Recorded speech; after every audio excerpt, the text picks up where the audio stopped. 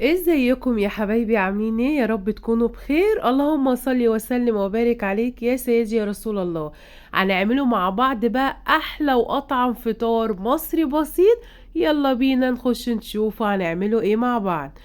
دي عجينة فلافل انا كنت عاملاها، واللي عايز الوصفة او الطريقة يدخل على فيديوهاتي على القناة. هيلاقي الطريقة بطريقة سهلة ومبسطة وجميلة جدا جدا جدا. طبعا انا جبت العجينة، حطيت عليها بضاية وحطيت عليها شوية ملح وشوية فلفل اسود وكمون وكزبرة وشطة، وجبت بقى زيت. يعني سخنته قوي قوي قوي. شايفين الشكل ده؟ هو ده لازم بجد تقلي الفلافل في الزيت ساخن جدا جدا جدا. طبعا انا بعملها قراص كده بتبقى حلوة وشكلها جميل برضو. وتحسي ان انت ايه بقى جايبه، يعني عامله فلافليه كده محترمه يعني وعليها القيمه. كده خلاص انا عملت الكميه الاولانيه. انا هم هعملهم على مرتين. اول ما تلاقيها تحمر من تحت تقلبيها بقى على الوش التاني. بجد كان طعمها حلو جدا جدا جدا. ونصيحة مني بجد، احلى حاجة يعني ان انت تعملي كل حاجتك في البيت. يعني عجينة الفلافل في البيت مش مكلفة، وطبعا الطعم روعة روعة روعة. هنجيب بقى طاسة هنحط فيها المادة الدهنية، شوية زيت كده صغيرين، وهنجيب فصين توم، ومعانا قرن فلفل بس مش حامي، ده بارد. عايزاه حامي برضو بيدي طبعا للفول طعم حلو جدا جدا جدا. بس انا للاسف ما كانش عندي فلفل حامي، فحطيت البارد عادي. نزلت بقى بفصين التوم على المادة الدهنية الزيت، بس انا مش عايزة اديله لون. انا بس كده هشوحه مع الزيت. احلى فطار بجد مصري تعمليه يوم الجمعة. وبجد جمعة مباركة علينا وعليكم، يا رب يجعل كل ايامنا خير، اللهم امين يا رب العالمين. هننزل بقى بقرن الفلفل بقى، يا سلام على الريحة، بجد الريحة كانت مالية المطبخ. بجد هو ده اليوم اللي فعلا كلنا بنتلموا مع بعض في الفطار.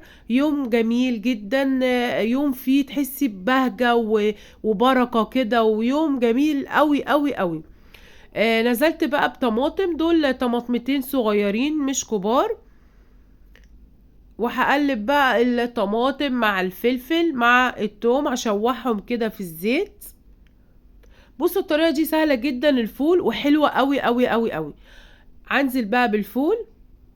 لو انت حابة تضربي الطماطم في الخلاط برضو بتبقى حلوة جدا جدا جدا.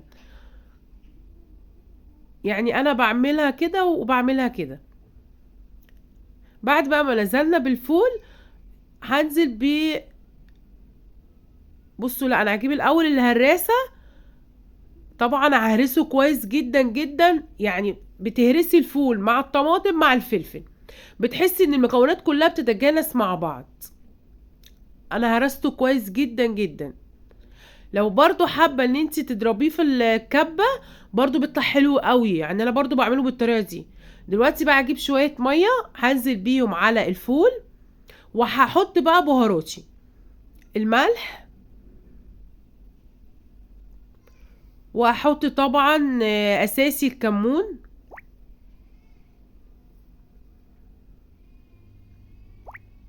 كمون طبعا بيدي الفول، يعني بيخليه في حتة تانية خالص، بجد والله بيديه طعم حلو قوي.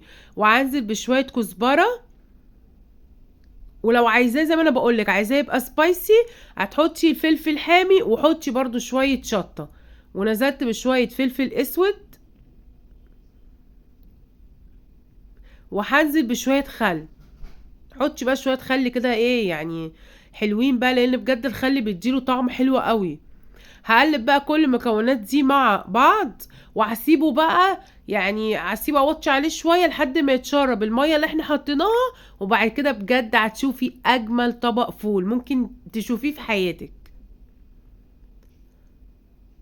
دلوقتي بقى هطلع الفلافل، بصوا شكلها حلوة قوي قوي قوي، كان طعمها جميل جدا جدا جدا.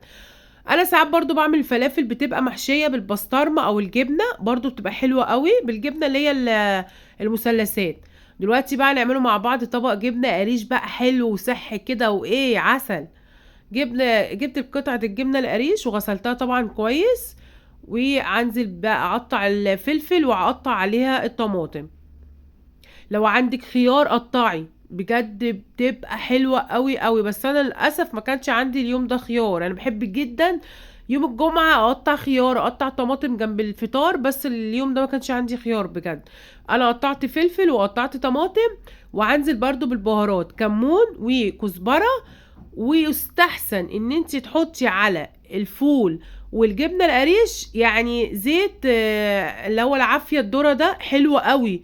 بيخلي بجد الجبنة القريش في حتة تانية خالص، لان الزيت لما بيبقى مش حلو بيبقى طعمها يعني اقول لكم ايه بجد ما تتاكلش. فانا حطيت عافية اللي هو زيت الذرة ده حلو قوي قوي قوي، بالذات على الجبنة وعلى الفول. ولو عندك زيت زيتون طبعا حطي على الفول ده، بيخليه بجد في حتة تانية خالص. بصوا بقى طبق جبنة القريش وجماله، تحفة تحفة تحفة. بصوا شكلها، فرحانة جدا بالألوان اللي فيها، أخضر على أحمر على أبيض، حلو أوي. التلات ألوان دول بجد مع بعض قنبلة يعني. بصوا بقى شكل الفلافل، ايه رأيكم؟ يعني بجد بجد لو شكلها عجبكم تكتبوا لي في الكومنتات وتقولوا لي ايه رأيكم. طبعا بقى يعني اصدقائي في الحياة بقى المواعين والغسيل طبعا الله يعيننا جميعا، فخلصت بقى المواعين كلها وكملت باقي الفطار. دلوقتي بقى ابني حبيبي يا رب ربنا يبارك له يا رب ويخليه، فقال لي يا ماما انا عايزه اعمل البسطرمه بالموتزاريلا. قلت له تمام يا قلبي، فوقف يعملها معايا. بصوا طبعا انا مش بخليه يقرب من النار، يعني انا فاتحه النار وموطياها، وانا اللي هو حط البسطرمه وهو بيحط الجبنه الموتزاريلا اهي. برضو الطريقه دي حلوه جدا جدا جدا. بصوا بقى الفول وجماله. ايه رأيكم بقى في الفطار المصري الجميل البسيط السهل اللي بجد بجد اليوم الجمعة ده بيبقى احلى يوم عشان لمتنا. ويا رب دايما يبقى مجمعنا مع بعض في الخير يا رب. يعني لو الفيديو عجبكم ما تنسونيش في اللايك والاشتراك في القناة وتفعيل زر الجرس يوصلك مني اشعار بكل جديد. ويا رب يكون الفيديو عجبكم والفطار البسيط المصري العسل ده عجبكم، واشوفكم على خير ومع السلامة.